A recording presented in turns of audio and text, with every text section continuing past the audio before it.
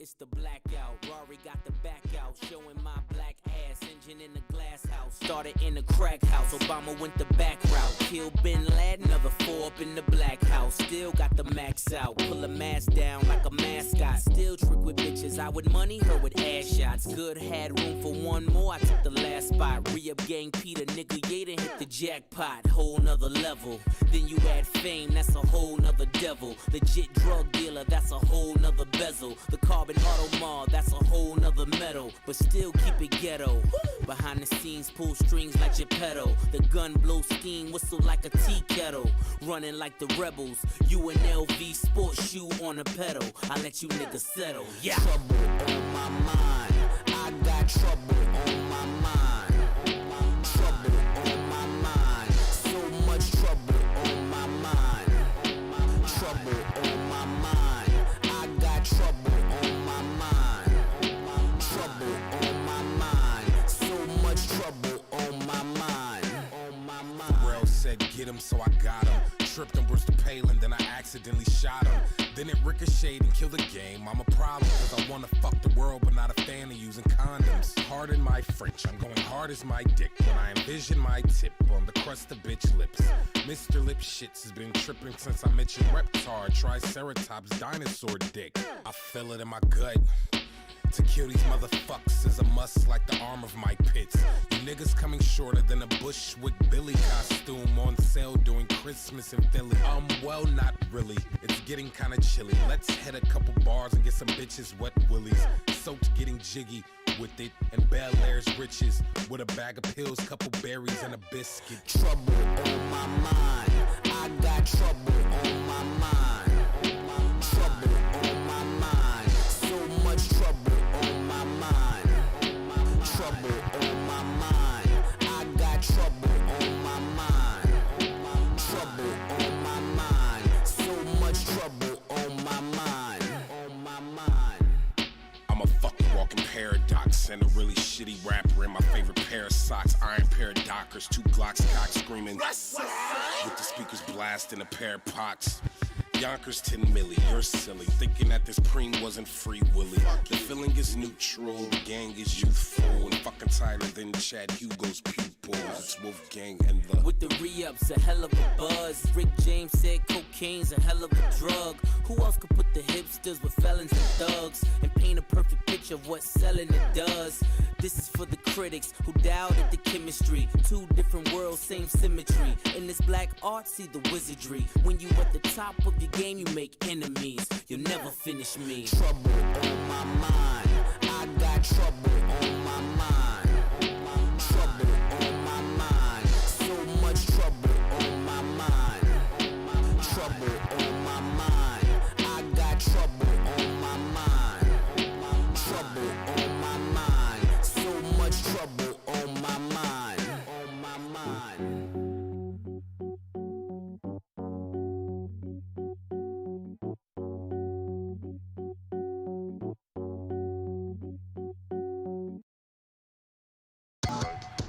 Music, like background music.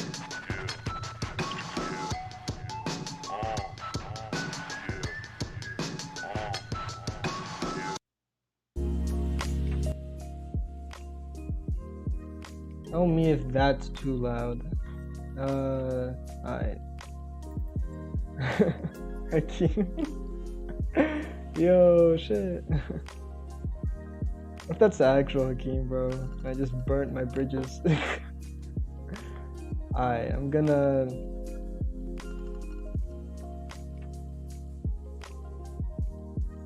Alright.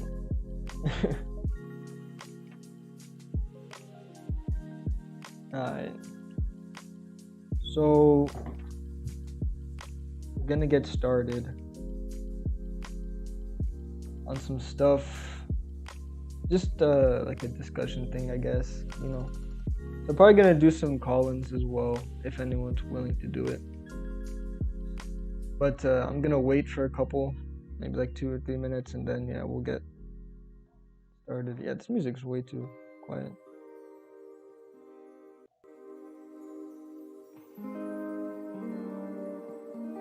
I like the old one, to be honest. Alright.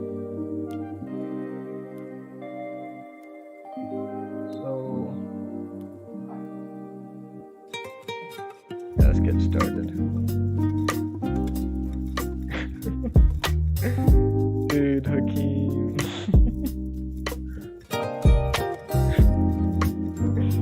Alright. I'll get started. Basically, this stream is just gonna be a lot more chill, you know. It's yeah. I'm quiet. Oh, okay.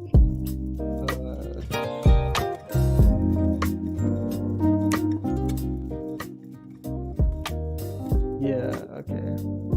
Oh no, dude, the RTSG people. I don't have a single mod in my. Oh god. Boost mic gain.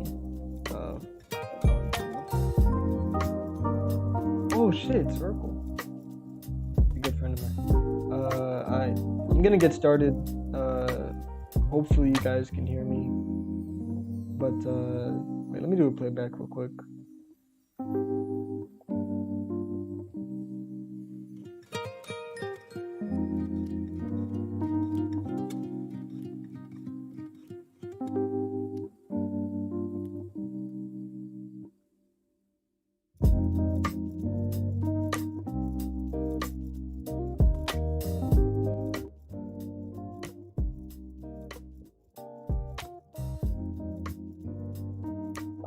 I think we're good. Regardless, I'm gonna get started. So I don't know where. If you guys are hearing this, where do you guys want to start? Because we got a lot of stuff going on in Somalia, some Zambian election stuff we can do, and the main pièce de la résistance is about this change in African socialism. You know, so that's the stuff planned for this stream.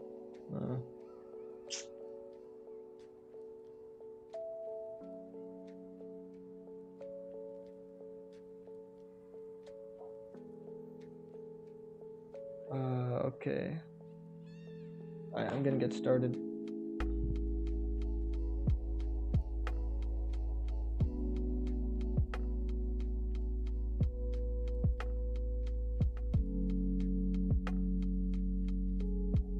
Alright, Zambia, okay. Yeah, okay, Vexlight, I'll do Zambia.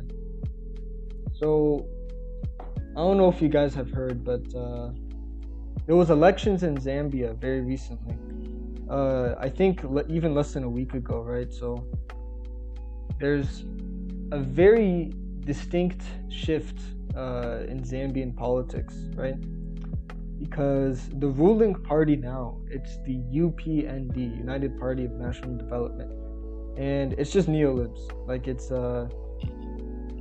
just neoliberals, man. It's really sad what's going on in Zambia, because the previous ruling party, the Patriotic Front, it was still trash. Like it's just a bunch of social democrats, but I mean, like these guys are really gonna change up the foundation of Zambia. I'm pretty sure they're getting friendly with IMF. I don't know their position on China, but it's a very distinct. There's gonna be a distinct change. Like the guy won in a landslide, dude. Like by 1 million votes, and there was only like 3 to 4 million voters for like the turnout. So it's gonna be there's gonna be some stuff going on in Zambia. Let me get it up. Because the neolibs took power. But there's a very and me and Ethio26, we were talking about it. He's a good friend of mine, right? And we were talking about it a lot in Bay Area server before I started, you know, doing all of this. And there's a new party. I talked about it last stream with Frank Amembe. It's the Socialist Party of Zambia. It's the Socialist Party of Zambia. And it's a real movement, man.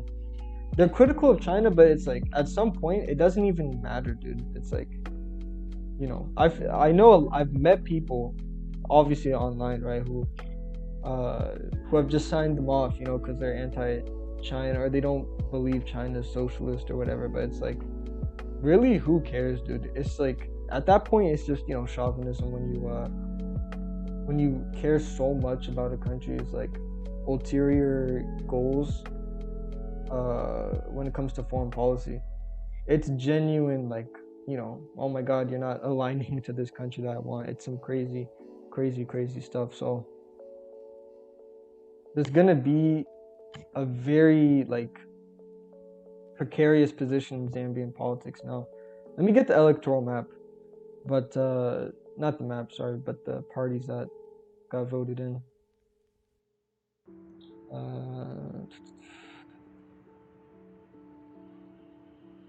It's pretty sad, man, because the two biggest parties, it's just neoliberals, man, and let me get display on.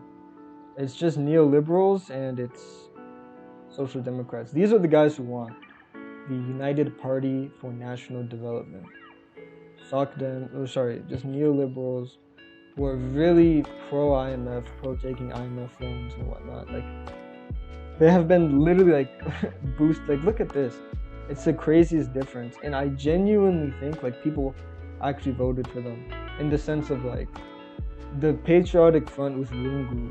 It was just such a bad party, dude, because they've been in power for like decades at this point, and they haven't done anything. Like, AIDS is still a huge problem. They're still getting debt. Corruption is the biggest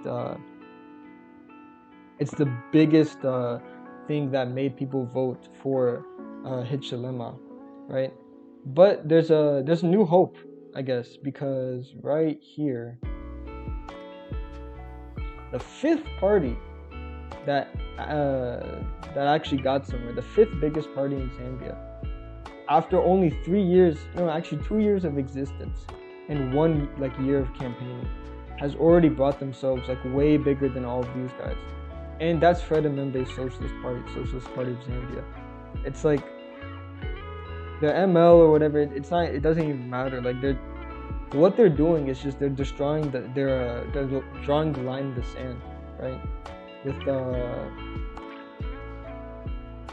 With what socialism is in Africa. It's a very, very distinct shift that they want to do.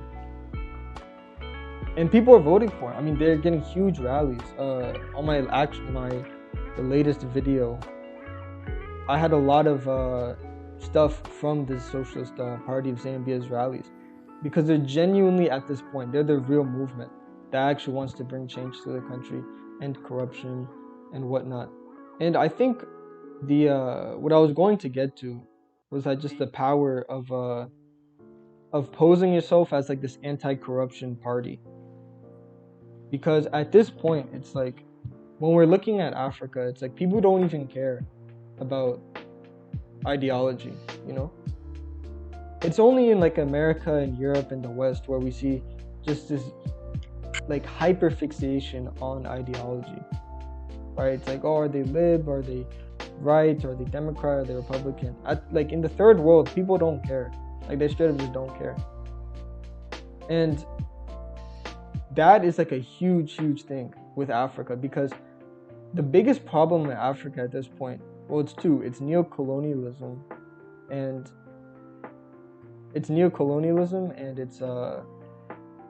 it's corruption. Yeah, exactly, Braxley.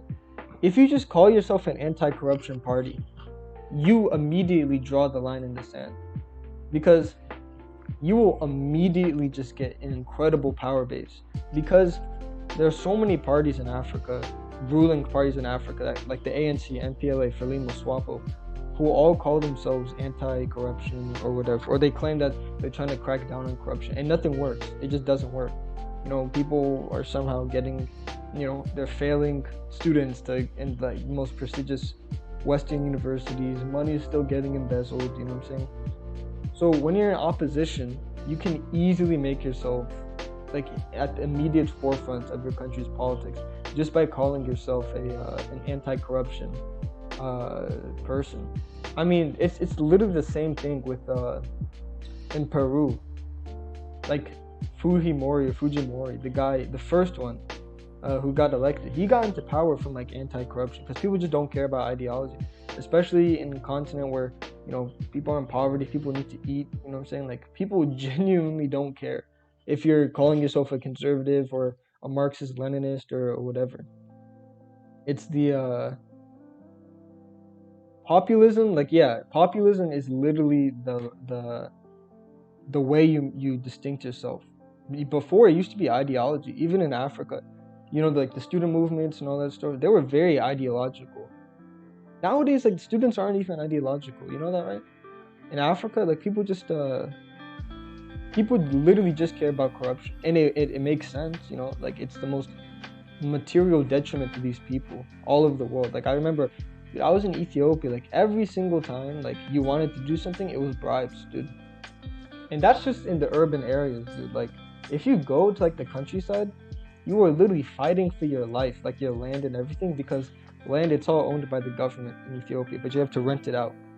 It sounds good on paper, I guess, for some people, but it does not work, because people can be farming, like, their ancestral lands for, like, decades, not even like centuries, But then a company out of nowhere can go to the government and say, "Yo, can we have this lease for, like, X acres of land?"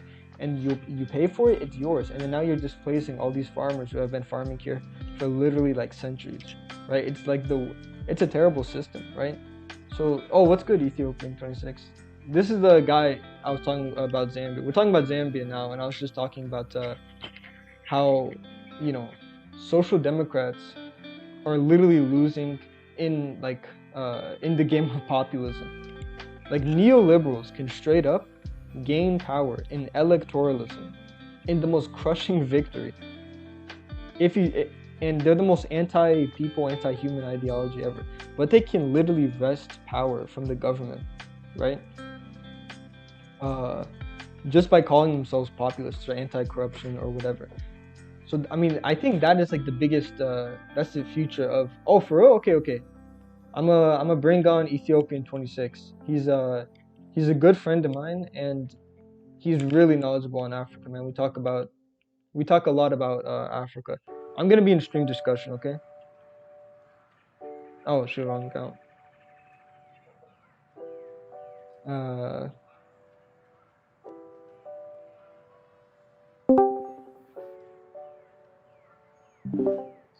Yeah, guest. Yeah, he's a mod of mine, and he has his own Twitter. After this, I'm gonna plug his Twitter because he's speaking facts, man. Like, we're working on some stuff, and it's gonna be great.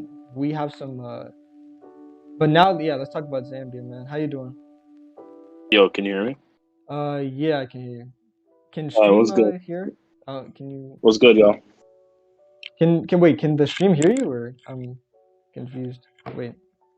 Oh, I'm I don't looking know. at I'm the not. account. Okay. I'm the stream is not in front of me right now, so I'm just Okay. on Discord. Alright. I'll just wait for someone to say it in chat. But yeah, bro. Like, were you hearing, like, the general gist of what I was saying? Okay. Yeah. Okay. Good. Did you hear the general gist of what I was saying with Zambia and just, like, what it means in general for Africa?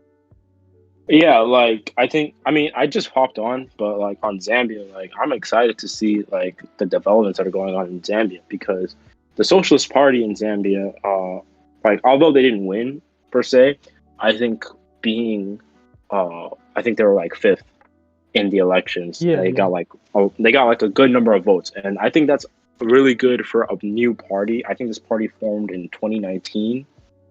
I want to say 2019. I could be wrong. Yeah. This party formed really early. It's a young party, and it's already seeing these numbers on their first official election season. And although the neoliberals won, and that's not like, that's not great for Zambia, especially because I know this guy wants to take more IMF loans, specifically this guy. I think we're gonna see more interest in the Socialist Party in Zambia, especially as the socialists start discussing the nature of neoliberalism within Zambia and within Africa itself. So I'm really excited to see how the party itself grows into something new. Absolutely, dude. Like, and I think the Socialist Party of Zambia, it can learn something from this election. Like, they You definitely can. they they're Marxist Leninists openly, right? They're open socialists. They openly want to change radically the system, right? While this guy Hilochema, I think the guy in the UPND, he is like the most status quo politician ever. And it's even worse because he wants to take more IMF loans, more privatization, more, like, Yeah, anti-state, anti-people, legislature. And he can literally get the most landslide victory in a free African election, right? He can get one of the biggest landslide victories by appealing to populism and anti-corruption. And I think like yeah. this A lot of it. anti-corruption Yeah. arc that these parties Mhm. can do, it's literally like the most powerful thing ever. That's what they should be doing in Angola. That's what they should be doing. I mean, that's the EFF have been doing that, right? Because the ANC have Yes. been in Yeah. power for like 30 years at this point. Not like, And yeah, apartheid there's a still lot of exists. corruption there's a lot of corruption within the ANC. Economic Yeah. apartheid is still a thing. The EF or EFF, they've been mostly focusing on like mining issue, like the issues of like the working class, like miners and stuff, and that's Yeah. where a lot of their popularity grew up, and that's why they're the third largest party in South Africa right now. Yeah. Because like I have my grievances against like that party, like they have like some trot lines. I think they might be trots. Yeah, Um, I think so. but even with that, like you gotta hand it to them because they're organizing people. They bring in the numbers, and they're always growing every single election, and especially with the current protests going on in South Africa right now, I think the party's only going to become more and more popular. So there's definitely another party that we should be looking at. Yeah, I mean, absolutely, dude. Like, I think the EFF. No, actually, I was gonna say something before about you saying like they're Trotskyists. Like, obviously, we don't agree with Trotskyists. They're they're pretty Yeah, I'm not a trot. Sorry, Yeah, I'm not a trot. at least in the West. But I was like saying like Fred Emembe, he has a lot of criticisms, right, against China, and it's like I don't even think he thinks it's socialist. But I'm like, at some point, it's like who cares? It's like this guy is literally being like the real movement when it comes to Zambia, right? Like, I think a lot of Like people. Mhm. Yeah. I'm not too sure about. I didn't hear anything about like his criticism on China or anything, but like I know that he understands that, like, for example, China's not doing imperialism in Africa. Yeah, I think yeah. I think he understands that, and he understands the importance of like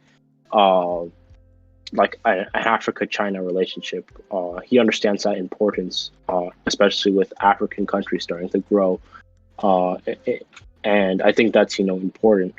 Whether he is, of course, everyone has their criticisms of China. Like that's, I think, even like the most like Marxist-Leninist parties are gonna be critical of China. Even China's critical of China sometimes. Yeah. The most important part about any socialist party, like I think, is how they build socialism in their own country, and Yeah, exactly. what how that gets thrown and built into their own material conditions. I think that's the most important Yeah, part. I was about to say it's like people don't like the EFF, especially these parties in the third world, right? Who form these parties literally out of material necessity. You know what I'm saying? Like, the EFF, I'm pretty sure it was literally it got its main support from miners who were literally like losing their lives in huge amounts because like the terrible conditions. It's like they join these parties out of material necessity, right? It's like the EFF didn't choose to be Trotskyist for no reason. It's like there's been an obvious like conscious decision to like choose like this this alignment with Trotskyism, and I think there's people within the EFF who disagree, who are still accepted into the party, right? Because I think the EFF. Yeah, they're not like I don't think it's like the EFF is kind of like they have a lot of different people within the party. Like, it's like I've big seen tent like socialism. yeah, it's like I've seen people who have more of the strict trot line. They're like very anti-Stalin, but I've seen more people who are lenient. People who have like pro-China. Yeah. I've seen there's a lot of varying ideas of like, and just like I think that's something for like every socialist party. There's going to be a lot of different people who have different like interpretations, ideology within those parties. But I think it's up for the EFF and other parties to figure that out. Make sure those contradictions and those like different lines are confronted, so that there's an understanding of what needs to be done. Yeah, like I was gonna say, like the EFF, like Malema himself, right? Like he's been like one of the biggest. He's probably the most important socialist in Africa right now, because he shows like there's a possibility, right, where you can unite literally every strand of the disaffected, the downtrodden, any brand of socialist. You know what I'm saying? Like he shows that at least within Africa, that unity is possible. And I think the EFF, like after 2025, which is their election, I think, right? There's gonna be like a major discussion, like what will like the post Malema EFF will turn into. Like there's like like when Mao died and when Stalin died, like there's a very everyone holds their breath. You know what I'm saying? Like how will the party react? How will the party change? Like for China, like it ended up well, right? Like Deng Xiaoping got in power and stuff like that. But with Stalin, right? It's like we got Khrushchev and stuff. So it's we saw the decline of the Soviets. Whereas with China, we saw the beginning almost of China. We saw the growth. Not the beginning of China, but we saw the birth of something, marking the success of China, like China's upward growth. We saw that with the rise of Deng, and then many other leaders in China, and then of course Xi Jinping, all be contributing to the growth of the country. And now China is one of the most powerful countries in the world. It's a great Marxist-Leninist nation, and they're still going strong, and they're still proving that socialism is something that is a reality that works, and it's a great alternative. It's the only alternative that we have that against capitalism. So China's proves that every single day. Absolutely. Like it's and it's also interesting with the EFF, right? Because they call themselves Trotskyists, but what they really do claim is the Sankara legacy. They openly call themselves a Sankarist party. The legacy of Sankara, like, legacy of Africa. I don't even think like the EFF really calls themselves Trotskyists. It's just that they like Trotsky off. Like they like Trotsky, like they don't like document. Stalin. It wasn't like very but like you can call them Trotsky. Like I think it's a little more complex than that. Like exactly. It is more complicated because like let's be honest, there's those MLs who are like very dogmatic, or like they hear the word Trotsky and then like they immediately say like no or whatever, right? Like but it's like the only thing that can save South Africa at this point is literally the EFF, right? They can be like any other party, and it wouldn't work, right? Like there's a very specific reason why the EFF, with the path it took, right, that it's becoming as big as it is now. It's literally the fastest growing political party on earth. Right, there's I don't think you could change anything about it and get the same result, right? And it's inspiring the hell out of African socialism, all of it, like Emembe, for example, right? And Estawatini, you know what I'm saying? It's a very successful model, just like this big tent, model of including every single person. It's like democratic centralism. Yeah, I do want to see how that evolves though. I want to see, how, because there's obviously issues within like a lot of like the modern socialist communist parties in Africa, especially since a lot of them are new. So I want to see how they confront those issues, and if they're able to confront them, because like one of my worries, especially with like parties like the Communist Party of Swaziland, my concern is that like they kind of move away from Marxist-Leninism. They kind of move away from the initial ideology, and they kind of just end up, residing within like liberal democracy or something like that. That's like one of my concerns. But I think these parties have proven like they will come to that bridge once they get there. I'm pretty confident that these parties will, push through and, figure out the issues that reside within, things such as, like whether it be fighting against like, the current governments that exist within Africa or whatever they may be going against, I think they'll figure it out. I have faith they'll figure it out. These are parties that some of these parties exist for a long time. Other of these parties are new, but I think as they continue to grow and more people and more brains come in, I think we'll see great things. Yeah. No, like it's I think what you were saying about like the fear of like these parties just I don't know if it's the right word to use, but just de-radicalizing in the sense of like because it's something we've seen before, right? Yeah, no, that's exactly what I was gonna say. It's like the I think just millions, like hundreds of millions of people know it's like that path, like we can't take that path anymore. It's like Tanzania had the same thing, right? Angola, what else? Like all of them, honestly. Yeah, like yeah, exactly. ANC, MPLA, SWAPO, Yeah, exactly. Swap, I was gonna Fremlo, say. All those countries, ZANU like PF. they've been in power. Like all these countries have had like very strong socialist, very dedicated, very strong socialist origins, But then once they get into power, like they completely drop it. Like it's kind of sad to see too, because like they have the means of power, right? Like South Africa is one of the richest countries on earth, right? Angola has an incredible mineral wealth, right? Even Namibia has like lots of uranium and lots of resources. Like they don't need the West to bankroll them. You know what I'm saying? It's like I think a lot of the issue with like the old parties was because like it's really hard to follow up when you had Neto, you had Merkel, all these like great figures, powerhouses of African socialism and Marxist Leninism in the continent. Like they were, I would say they died. Like I want to say one, they died way too soon, whether that's from imperialists hijacking or something unrelated. Like I know Neto died from like I think lung cancer or something. Yeah.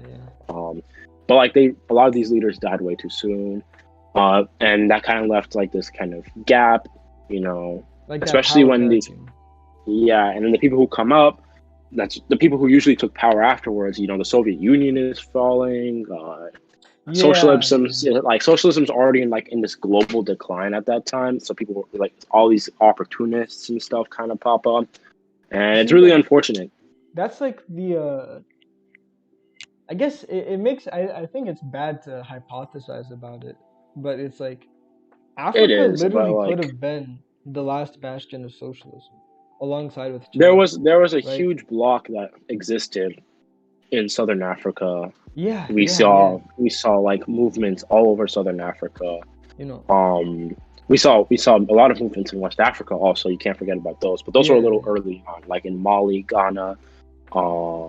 Mali, Ghana, Guinea. Like we see these, but those are more strictly, focused on African socialism, Pan-Africanism. But we saw all those movements. Like pull up. Oh, sorry.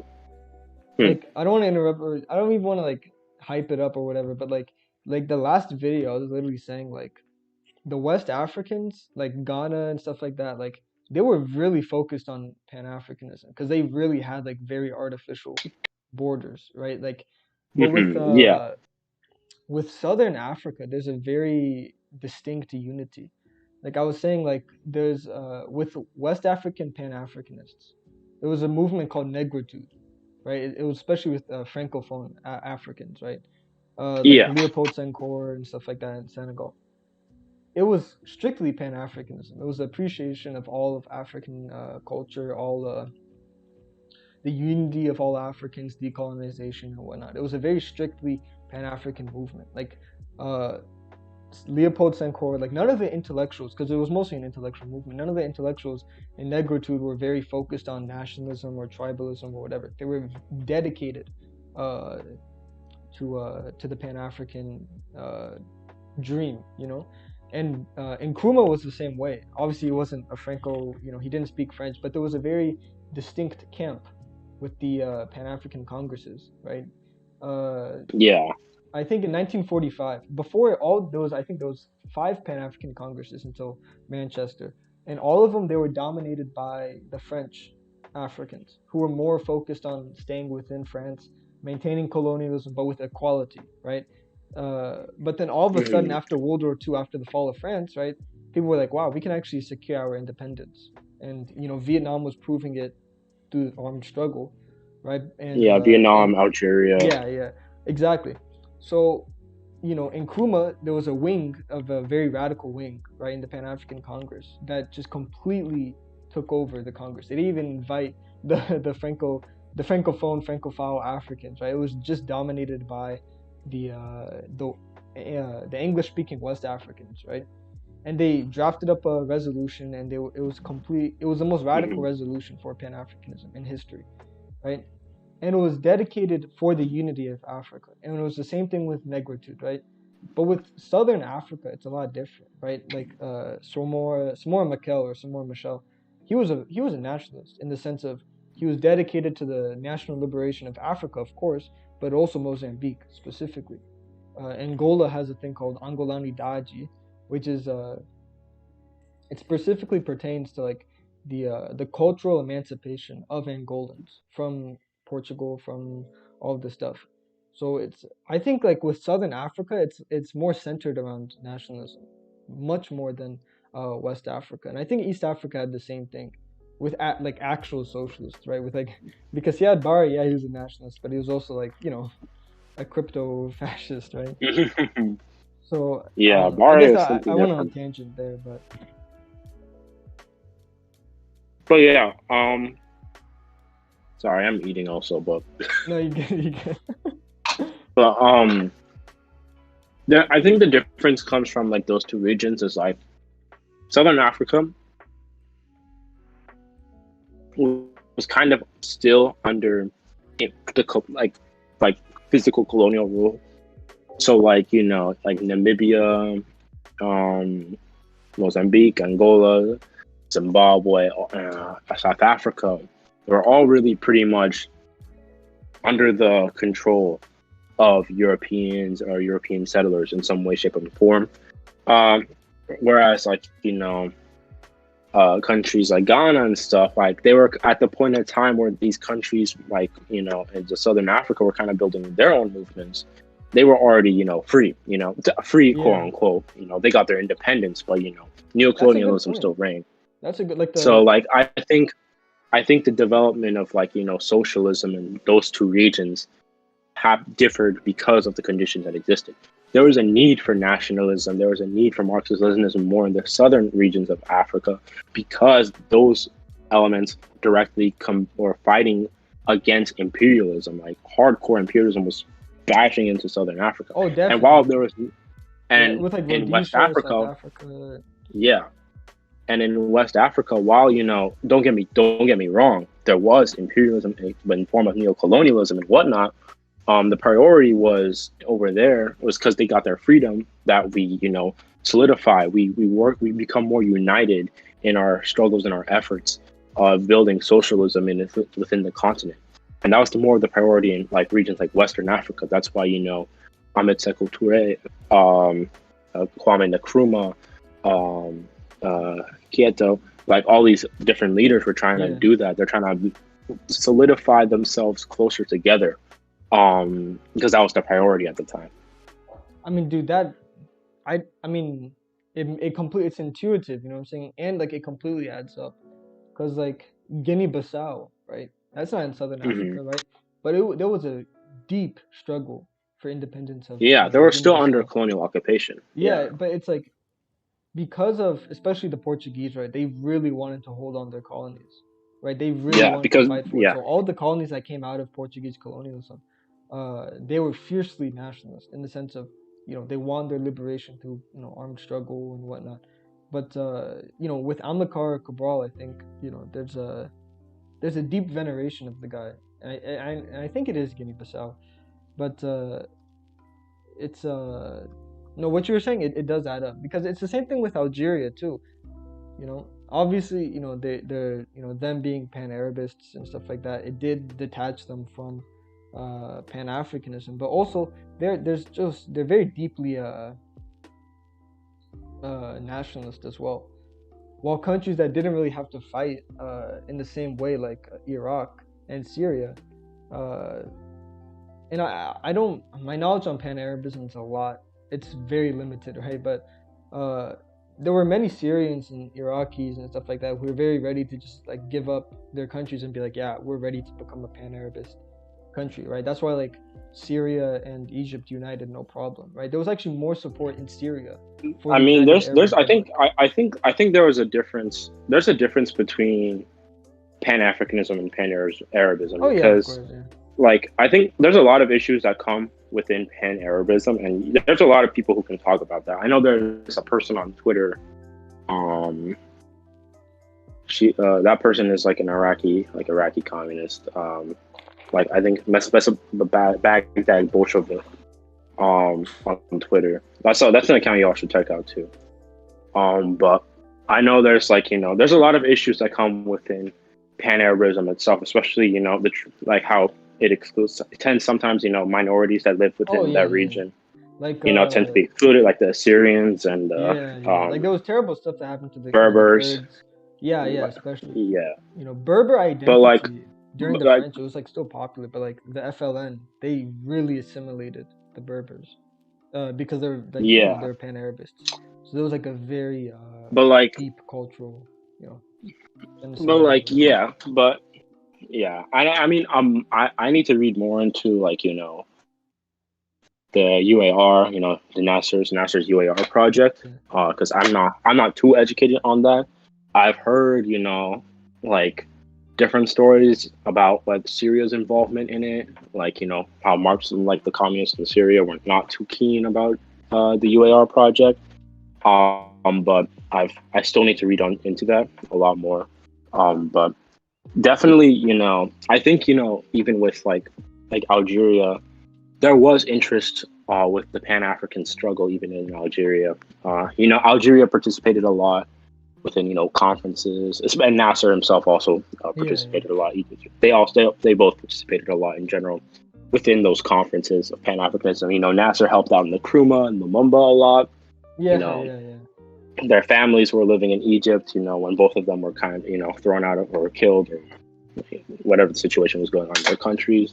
Nasser gave those families homes, and I mean that's not to say that's like that means Nasser is like this principled Pan African. But that is to say, there was even in the countries that had a more focus on the Pan Arabism, Arab socialist movement. There was still a lot of interest in Pan Africanism in those countries. I'm reading a comment right here. I would dispute that it's not a problem with Pan Arabism, or rather a problem with specifically just like Saddam. I mean, yeah, you can say I'd almost agree with that statement. Like, definitely, like the leaders are the ones who make the ideologies, right? The people who practice those ideologies are going to be, the examples that we use when we understand, how this ideology and how this ideology works. I don't think Saddam himself was. Was Saddam a Pan-Arabist? I mean, he was a Ba'athist, right? So But I think Baha'ism is different. no, Ba'athism is still Pan-Arabist, but it's not. Is it? I think it I think it's. pertains. I think it. No, no. I don't I know. don't know. Yeah, I'm not too educated in the topic. But yeah, I mean, obviously, there's a lot of things you can say about Saddam. But the point is, I was trying to make was that like, but yeah, like I can criticize the leaders, but I can also criticize like the ideology itself is like being put into practice by those leaders itself. So in a way, it's the ideology being put into practice, right? But that's how I see it, at least. But again, I'm still reading into the Middle East and Middle East North Africa region and their experiences with socialism and whatnot. So I'm not going to say I'm an expert on this topic. well, I'm not going to claim any expertise on anything. This is just a discussion for it. So don't attack me. Don't attack me. Nah, dude, I think that's a good segue, dude, for what I was gonna talk about with the Sudanese Communist Party, right? You know, we're talking about Pan-Arabism, Pan-Africanism. We'll Oh just meet yeah, in the middle with very Sudan, right? So I interesting. think there's this guy named African Comrade. I'm gonna plug his Twitter after this stream as well. But he's a really cool guy. He's a good friend of mine, and I knew him from the infrared server, but I mean, he's just a cool dude, right? He's very involved with Sudan and stuff like that. So, he was telling us actually about the Sudanese Communist Party, and he gave me some reading material.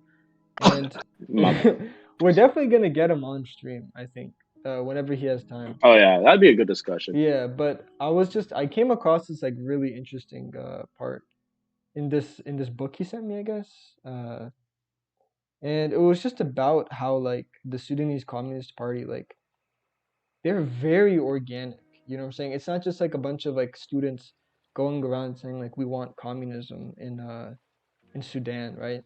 Like, and I think that was, I guess until I get the part, I think that's what the problem with the Ethiopian student movement was that they were just like, let's bring, everyone's bringing communism to their country, so let's do it for ours. There wasn't an organic movement or demand for something like that. But let me get what I was gonna try to find. And I'll go on display. Okay. Yeah, okay, I found it. So it's this. It says here. So it's basically saying the SCP, right? They're very religious. They pause their meetings for prayers, and they pray themselves all the time for their meetings. And many of their, it says here, it says here, a lot of their supporters think socialism, it's a dedicated component with Islam, right? And I think like that's I mean, I'm not a Muslim myself, but I think that's like such a beautiful thing in the sense like it really speaks on the organic nature of the Sudanese Communist Party. Like they've been here for decades, and they've been really, and it just shows, like there are communist parties who like, at this point, like if you want to have a party, right, in the Arab world or even in Ethiopia or whatever, and you just say we're gonna completely ditch religion, and like we're just gonna suppress it, whatever, you're not gonna get anywhere, right? So these people, like, I think they understand that, it really speaks like the grassroots nature of the Sudanese Communist Party. And I think especially now, like I was talking with you guys, like the revolutionary potential in Sudan and just with this party, it's like because they already have these ties with the people themselves, these practitioners of Islam, I think like it completely like changes their I think it changes the viewing by the people of the party. Like it also says here, like religious judges are leading members of the Sudanese Communist Party. Like it's a very like they just mesh, right, in a very beautiful way, I guess, socialism and Islam, and like in a way that it works, right? Like I mean, this is a very, it's the second largest party in like the Middle East, North Africa region for communism, right? So I think just mentioning that, I think it's important for like what African and just Middle Eastern socialists should do in this sense, in pertaining with religion, right? If you come from the country you come from is like very secular, like the culture itself is very secular, then you obviously don't need to do what the SCP is doing, right? But if you come from a country where like Ethiopia knows it, right? Where it's a very religious country, right? You can't abandon that, because God knows, like people won't abandon that, especially like in the countryside and stuff like that. People are not gonna abandon that for like You're gonna have to, like, any communist party that's trying to build, like any socialist or communist party that's trying to build any sort of like revolutionary party in a country that has a huge religious population has to answer the issue of religion. I think that's, especially if you're going to try to do anything in the Middle East, you have to answer the issue of religion. Otherwise, no one's gonna take you seriously. You have to respond to that, and I think, of course, Marxist Leninists, obviously, any sort of country that has followed the Marxist Leninist line is going to be secular.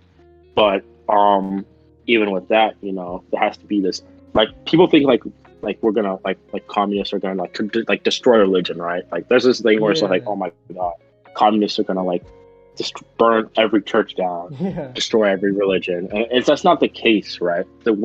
Obviously we're advocating, like most Marxist Leninists advocate for the rights of religious freedom and everything, but at the same time, the government's going to be secular. Like see China, for example. Like there are practicing Muslims and Buddhists and Christians all within China, right? But the government itself is like, it's a secular government. It's a government that's like most if not all the people working there are like atheists, right? But that relationship with the religious communities in those countries is good. You see China building mosques. You see China, you see big religious celebrations happen in China and other countries. It's not like, like these countries, especially like countries like Cuba, who have a huge Catholic population, or any of these other countries. Laos has a huge Buddhist population. These, like, they don't like erase religion completely, right? Religion is something that is going to exist, especially when these countries start off building socialism. So what the Sudanese Communist Party is doing, I think is very interesting, and it's along the lines of what many socialist parties have done in the past and will probably do in the future as well. Which is interact with the religious ideologies that exist within the country. No, absolutely. Like, it's just like you were saying. It's like it's a question that has to be answered. It's like, and it's more about like if you take power, it's a lot more different.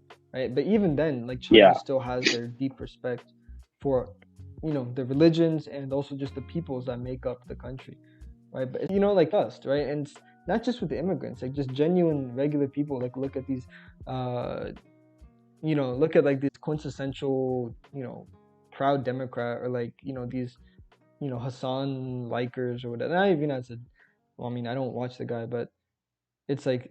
There's a disgust, right? It's not it doesn't become a popular movement, right? And especially like when like they do all these like crazy stuff, like you'll never see that happen in Africa. You know what I'm saying? Because like there's a very I think these movements know about that, right? Where we have to develop like a certain reverence of the traditions that have made us who we are, right? And I think Nyeri did that with Ujamaa, especially, right? With the ideology of Ujamaa. Mm-hmm. Understanding the nature of African traditionalism within the country and applying socialism into it, and building something out of that is something that a lot of socialist projects have attempted to do. It's with Tanzania, as you said, that's the biggest example of Ujamaa. Obviously Pan-Africanism applies a lot of that kind of stuff as well. Nkrumah and Sekou Touré, like these like figureheads, and their buildings of socialism. Like Sekou Touré was, a Muslim himself, I believe. Yeah. So like, and he still like had this understanding of those traditions that existed within his country, and attempted to build Pan-Africanism, and socialism. And I think, that's a testament to see, how Africans, like we're not going to just like throw away like culture and tradition and everything. Yeah, it's unnatural, you know what I'm saying? It's still going to exist, but we built socialism, and pretty much, as you said, So, and like just reading that, and like what you were telling me, how it's like the second largest party in like Communist Party in like